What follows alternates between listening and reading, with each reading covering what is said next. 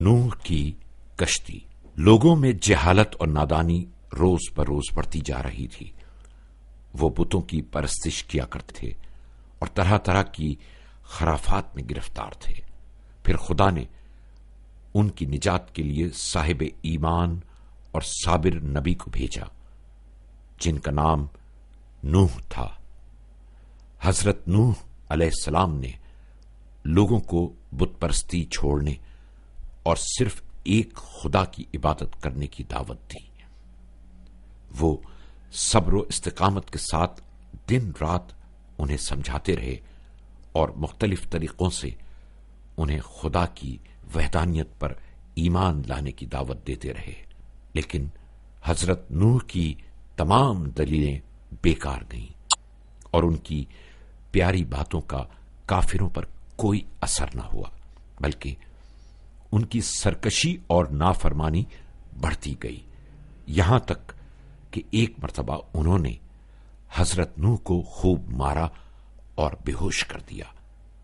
جب اللہ کے یہ صابر نبی ہوش میں آئے تو بد دعا کرنے کے بجائے دعا کی، خدایا مجھے اور میری قوم کو بخش دے کیونکہ وہ نادان ہیں۔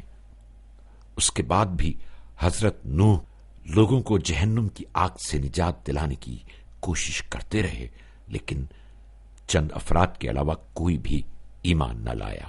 950 سال تک تبلیغ کرنے کے بعد جب حضرت نوح علیہ السلام مکمل طور پر لوگوں کی ہدایت سے مایوس ہو گئے تو خدا نے حضرت نوح علیہ السلام پر وحی نازل کی، سوائے ان کے جو ایمان لا چکے ہیں اب تمہاری قوم میں سے کوئی ایمان نہ لائے گا، لہذا تم ان کے افعال سے رنجیدہ نہ ہو۔ اس کے بعد حضرت نوح علیہ السلام نے ان لوگوں پر نفرین کی اور خدا سے دعا کی کہ اس بد کردار قوم کو تباہ برباد کر دے۔ اللہ تعالی نے اپنے نبی کی دعا کو قبول کیا اور حضرت نوح علیہ السلام کو حکم دیا کہ ایک بڑی کشتی تیار کریں۔ حضرت نوح علیہ السلام نے کشتی کا سامان اور اوزار جمع کیے اور شہر سے باہر کشتی کی تیاری شروع کر دی۔ جب مشرکوں نے حضرت نوح علیہ السلام کو خشکی میں کشتی بناتے دیکھا تو ان کے پاس آ کر خوب مذاق اڑایا۔ کوئی کہتا نوح نبی سے بڑھئی کیسے بن گئے، کوئی کہتا یہاں تو سمندر ہے نہ دریا، کیا زمین پر کشتی چلاؤ گے؟ لیکن وہ اس کے باوجود صبر و استقامت کے ساتھ اپنا کام انجام دیتے رہے، یہاں تک کہ ایک بہت بڑی کشتی تیار ہو گئی۔ حضرت نوح علیہ السلام پھر خدا کے حکم کا انتظار کرنے لگے۔ خدا نے فرمان جاری کیا، صاحب ایمان کو کشتی میں سوار کر دو۔ حضرت نوح علیہ السلام نے تمام ایمان لانے والوں کو اور ہر جانور کا ایک ایک جوڑا خدا کے حکم سے کشتی میں سوار کیا اور ساتھ ہی اناج اور سبزی کے بیج وغیرہ بھی کشتی میں رکھ لیے۔ اس کے بعد اپنی اپنی مخصوص جگہوں پر بیٹھ گئے اور خدا کے عذاب کا انتظار کرنے لگے، اور پھر عذاب کی علامتیں ظاہر ہونا شروع ہوئیں۔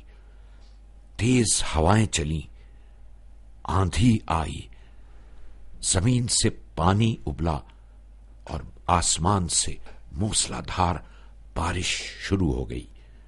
کچھ ہی دیر میں ہر طرف پانی ہی پانی نظر آنے لگا اور لوگ ڈوبنے لگے، صرف حضرت نوح کی کشتی میں سوار با ایمان افراد اور جانور محفوظ تھے۔ اسی دوران حضرت نوح علیہ السلام نے دیکھا کہ ان کا بیٹا کنعان خطرے میں ہے۔ حضرت نوح نے دعا کے لیے ہاتھ بلند کیے اور اللہ کی بارگاہ میں عرض کیا، پروردگار، میرا فرزند میرے اہل میں سے ہے اور میرے اہل کو بچانے کا تیرا وعدہ برحق ہے اور تو بہترین فیصلہ کرنے والا ہے۔ حضرت نوح علیہ السلام نے اپنی کشتی سے بیٹے کو پکارا اور اسے ایمان کی دعوت دیتے ہوئے فرمایا، میرے بیٹے کشتی میں سوار ہو جاؤ اور کافروں میں شامل نہ ہو۔ بیٹے نے گستاخی سے جواب دیا، میں پہاڑ پر چڑھ کر پناہ لوں گا جو مجھے پانی سے بچا لے گا۔ حضرت نوح نے فرمایا، بیٹا آج کے دن خدا کے حکم کے مقابلے میں کوئی بچانے والا نہیں ہے سوائے اس کے جس پر خدا رحم کرے۔ لیکن اس نے باپ کی نصیحت کو ٹھکرا دیا۔ اس طرح نافرمان بیٹا اپنی سزا کو پہنچا اور ڈوب گیا۔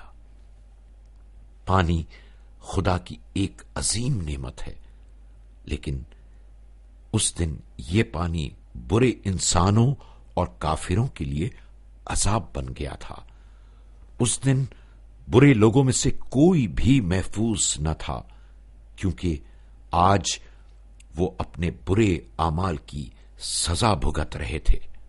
جب حضرت نوح نے دیکھا کہ تمام کافر ہلاک ہو چکے ہیں تو آپ نے ایک کبوتر کشتی سے باہر اڑا دیا۔ چند روز بعد کبوتر کسی درخت کی ایک شاخ اپنے منہ میں دبائے واپس آیا تو سب سمجھ گئے کہ خشکی نزدیک ہے۔ اس طرح اللہ تعالی نے صاحب ایمان کو نجات دی اور ظالم قوم اپنے انجام کو پہنچی۔ اب خدا کا فرمان جاری ہوا، اے زمین اپنا پانی جذب کر لے، اور اے آسمان برسنے سے رک جا۔ اس فرمان کے جاری ہوتے ہی آسمان سے بارش بند ہو گئی، زمین کا پانی زمین میں جذب ہو گیا اور کشتی جودی نامی پہاڑی کے نزدیک رک گئی۔ خدا کی طرف سے وحی نازل ہوئی، اے نوح اپنے ساتھیوں کے ساتھ زمین پر اتر آؤ کہ خدا کی برکات تم پر نازل ہوں اور وہی تمہارا محافظ ہوگا۔ غار میں